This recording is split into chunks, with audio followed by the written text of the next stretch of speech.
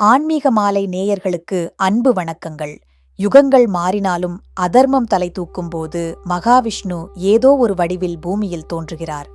இரணியனை அழிக்க நரசிம்மராகவும் இராவணனை அழிக்க ராமனாகவும் வந்தவர் கலியுகத்தின் தொடக்கத்தில் மனிதர்களின் அறியாமையை அழிக்க இந்து தர்ம மரபின்படி மகாவிஷ்ணு புத்தர் அவதாரமாகத் தோன்றினார் என்று கூறப்படுகிறது.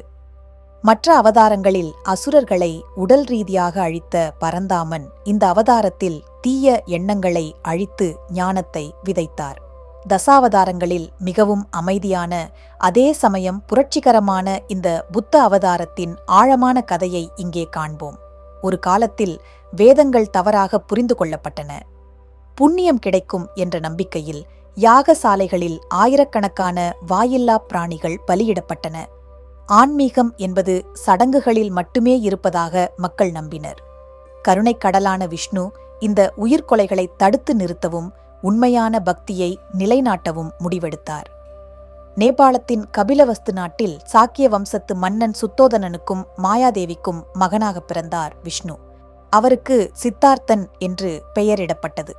அவர் பிறந்தபோதே அவர் ஒரு பேரரசராகவோ அல்லது ஒரு சிறந்த ஞானியாகவோ திகழ்வார் என்று ஜோதிடர்கள் கணித்தனர்.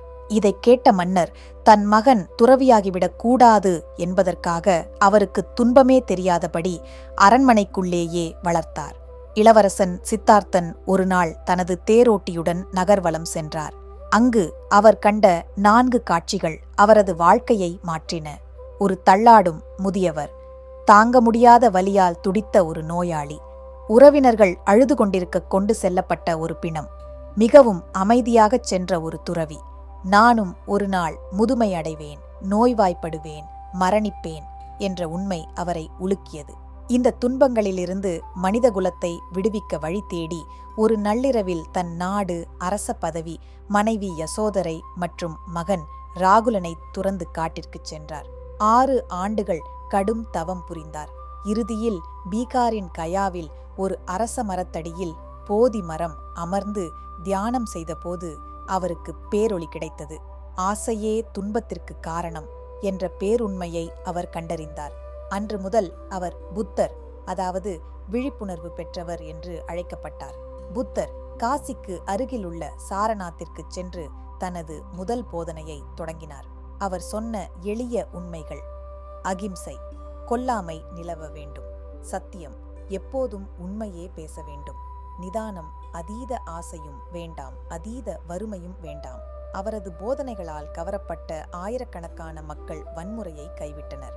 யாகசாலைகளில் ஆடுகள் பலியிடப்படுவது நின்றது. அன்பும் கருணையும் மட்டுமே முக்திக்கான வழி என்பதை உலகம் உணர்ந்தது. விஷ்ணுவின் இந்த அவதாரம் மனிதர்களை தெய்வ நிலைக்கு உயர்த்தியது. மகாவிஷ்ணுவின் புத்த அவதாரம் நமக்கு கற்பிக்கும் பாடம் என்னவென்றால், உண்மையான வெற்றி என்பது பிறரை வீழ்த்துவதில் இல்லை, நம்முள்ளே இருக்கும் ஆசைகளையும் கோபத்தையும் வெல்வதிலேயே இருக்கிறது. ஆயுதம் ஏந்தாத அந்த புன்னகை பூத்த முகம் இன்றும் உலகிற்கு அமைதி பாதையை காட்டிக்கொண்டிருக்கிறது. தசாவதாரங்களில் இந்த 9வது அவதாரம் அறிவொளியின் அடையாளமாக திகழ்கிறது. நேயர்களுக்கு 2 கேள்விகள். சித்தார்த்த கௌதமர் எந்த மரத்தின் அடியில் ஞானம் பெற்று புத்தரானார்? சித்தார்த்தர் தனது அரண்மனை வாழ்க்கையை துறக்க காரணமாக இருந்த அந்த 4 காட்சிகள் எவை? உங்கள் பதில்களை கமெண்ட் பாக்ஸில் பதிவிடுங்கள். எங்களது பதிவு உங்களுக்கு பிடித்திருந்தால் மறக்காமல் லைக் மற்றும் ஷேர் செய்யுங்கள். இது போன்ற பல பயனுள்ள தகவல்களை தெரிந்து கொள்ள எங்களது சேனலை சப்ஸ்கிரைப் செய்து இணைந்திருங்கள். தங்களின் ஆதரவுக்கு மிக்க நன்றி.